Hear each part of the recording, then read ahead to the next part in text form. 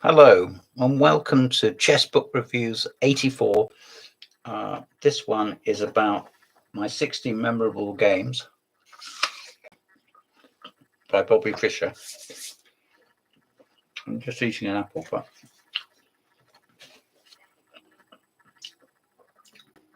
here is the book, which I trust most of you have got, and all of you, I hope, have access to.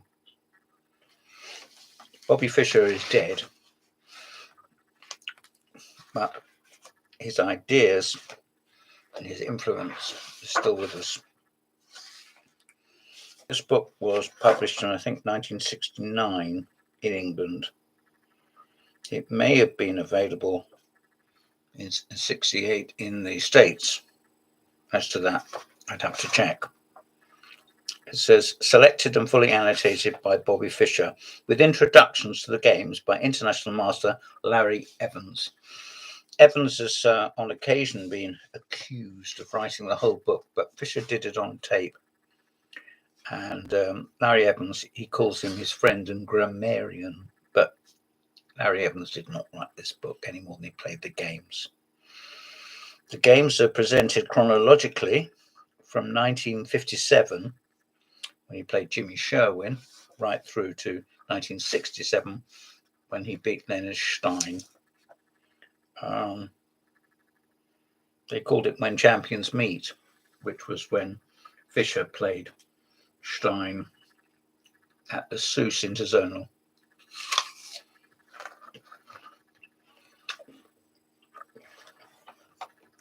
Stein had been enjoying an enormous run of success, although he was a bit of an erratic player. It was much by because of bad luck as nerves. I think it's a very high possibility that Stein would have qualified had he not so unfortunately died so young in 1973 for a match against Karpov or Spassky in the candidates. But sadly, he never got that far. 16 memorable games annotated in this volume were all played during 1957 through 67, with the exception of numbers 44 and 50 under strict tournament conditions. Yes, he presents a 5-minute game against Reuben Fine. He played several, I think. And it refers, I can show that in a video in the future, to Bobby Fischer's Games of Chess, Simon & Schuster, 1959, which is a juvenilia, I suppose you could call it, an early Fischer book, and well worth acquiring, but it's not essential, but, nice to have it. He quotes Emanuel Lasker, on the chessboard lies and hypocrisy do not survive long. The creative combination lays bare the presumption of the lie. The merciless fact, culminating checkmate, contradicts the hypocrite. And here is a game. It's in English descriptive notation against James Sherwin, who's still alive and living in the West Country in England. And it's a King's Indian attack. This is Bobby's notes. Let's just give you an indication of how he presents it. The moves are central to the page. He doesn't use columns. Batsford's got into terrible trouble when they updated and rewrote. They contacted Fischer, and because he didn't reply, they took that to mean he wouldn't have minded if they rewrote his book. He minded all right. But that's a whole different issue, and I don't need to go into that. Game 2, a dragon against Larsen. Larsen very early on realised that playing main lines was not his road to stardom. And Larsen did become a star, not knocking him for a second. 1956, he became a Grand Master in an age when it's much more difficult to get international opportunities. Here's Bobby playing against Petrosian. There was all much more needle when Bobby played against a Russian Soviet than a rank and file player from his own country or just a random master. And it comes down to a draw in a rook ending. I offered the draw, not realizing it was bad etiquette.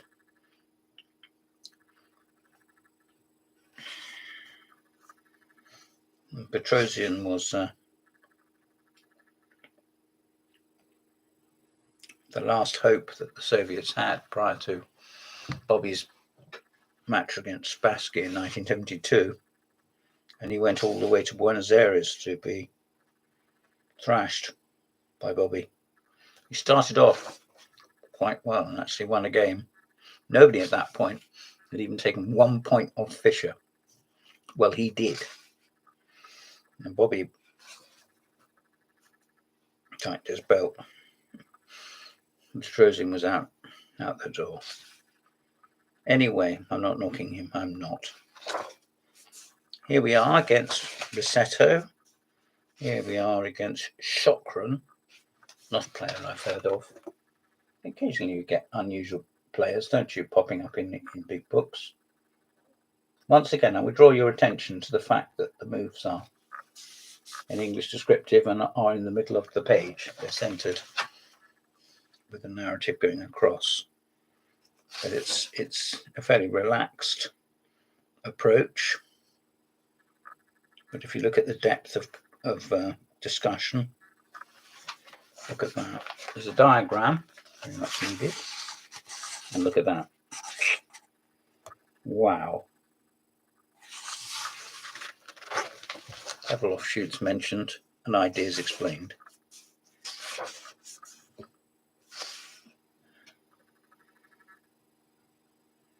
Miscalculating, as he explains in his notes, Fischer rapidly gets into trouble and is thrown on the defensive. Olafsson quietly strengthens his attacking prospects and seems well on the road to victory. But he tries prematurely to force the issue, and the game opens up, loses initiative, although he seems blissfully unaware of it. I don't know about that. Olafsson, about 5 years ago, published a book of his games, and they're all against top grandmasters. And he is still alive in Iceland, an elderly gentleman and a former president of FIDE, the world governing body. But in that time, he was a grandmaster, chess practical player, not an administrator. And he also had a little career in the Icelandic parliament. He must be a very learned gent. Here we are, Fischer playing against Keres from 1959.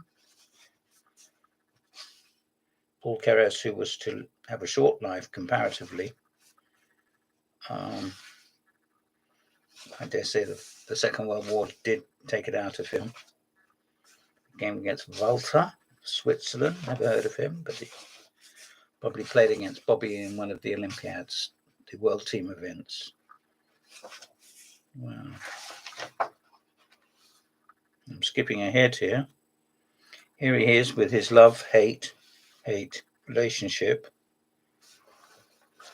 with Reshevsky. Bobby had not become the best player in America, best player in the world in the end, of course, but best player in America, then Reshevsky would have led the team right the way through the 60s, probably till the arrival of, I don't know, Kavalek or somebody. Yes, a Sirowan.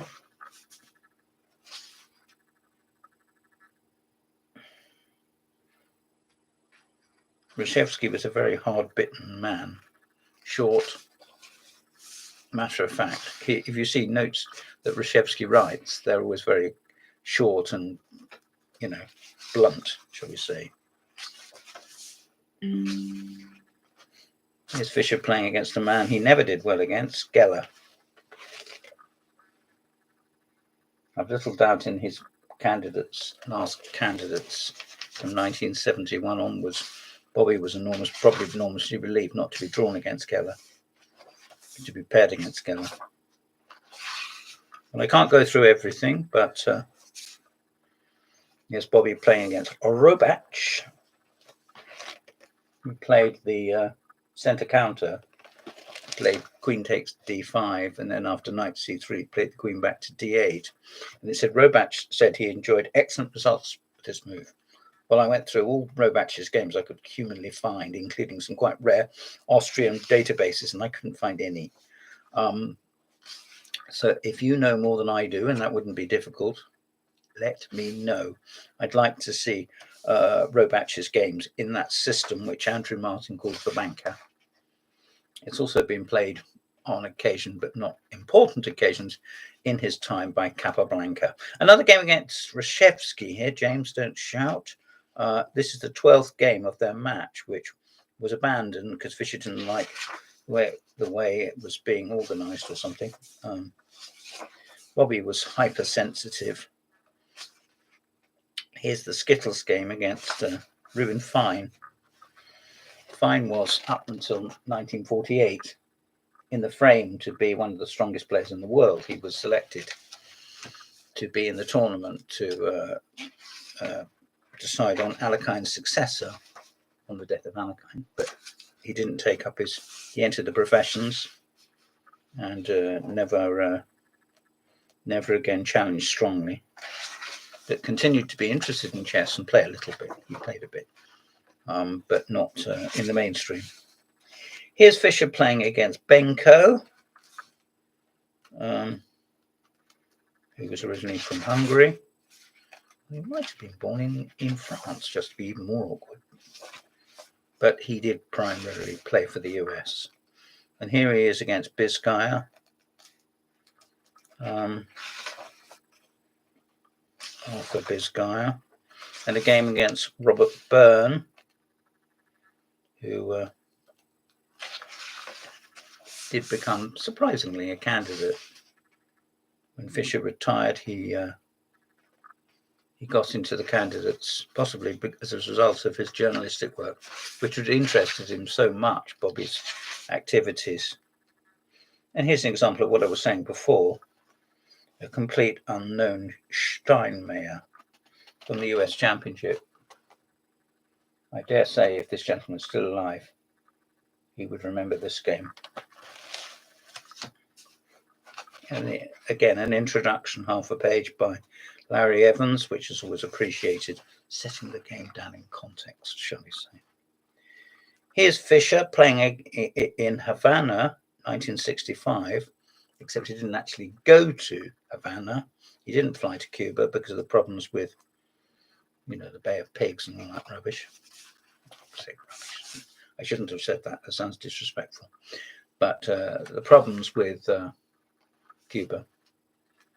And so as a result, he played by telex from America.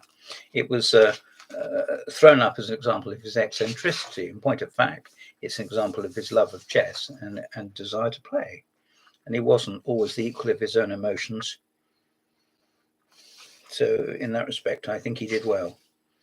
Here he is playing a player worthy of his salt, Portish. And this is from the Santa Monica 1966. I think that's also called the Pietrkowski Cup. Once again, look at the depth of analysis, the notes.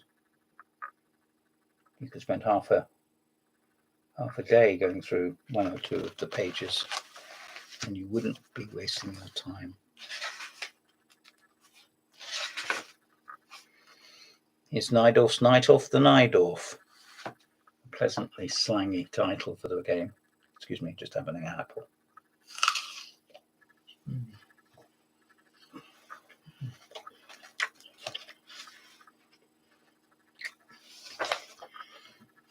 Well, it's a Sicilian, but it doesn't involve an early A6. Najdorf stayed in Argentina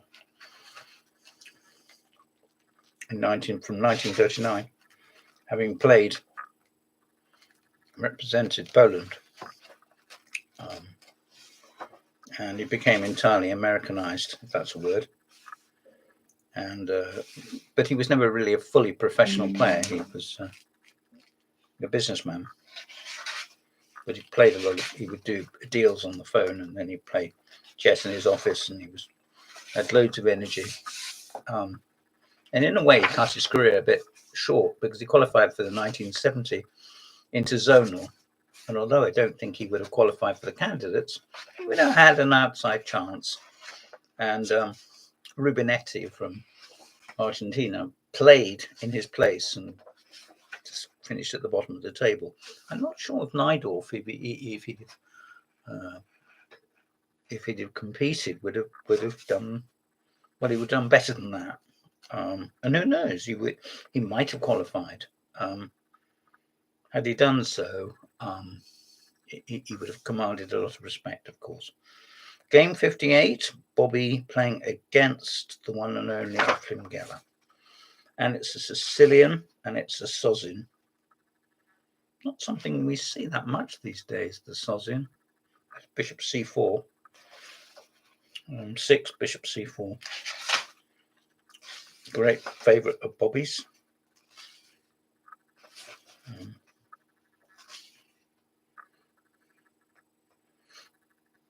And Fischer loses against Geller. Playing against Kolmov, a player who was not Partai line, as Averbach calls it. He he was Russian, but he fell foul of the system.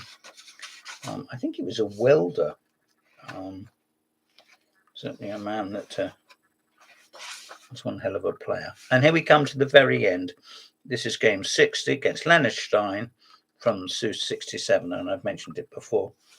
Stein played the Breyer, I suppose we could call that. Excuse my Hungarian accent, but he didn't manage to. He equalised, in the opinion of everyone, including Bobby, I'm sure, but he didn't manage to win. In fact, he lost. Here we have a record of Fischer's international career. Well, all of his career. List of opponents, list of openings, lots of Sicilians, lots of Lopez's, and 8 King's Indians. And the most games against Gligerich, 4. 4 games against Keres, 4 games against Reshevsky, and lots of other opponents, but 4 games against Reshevsky. And there we are. This book is still around, of course it is. This is a nice first edition, which I got in Oxford for, I think, about £10. It's worth a very great deal more than that now. And it's still in the cellophane. Well, this has been Chess Book Reviews 84. I'm James Pratt, and neither are you. Goodbye.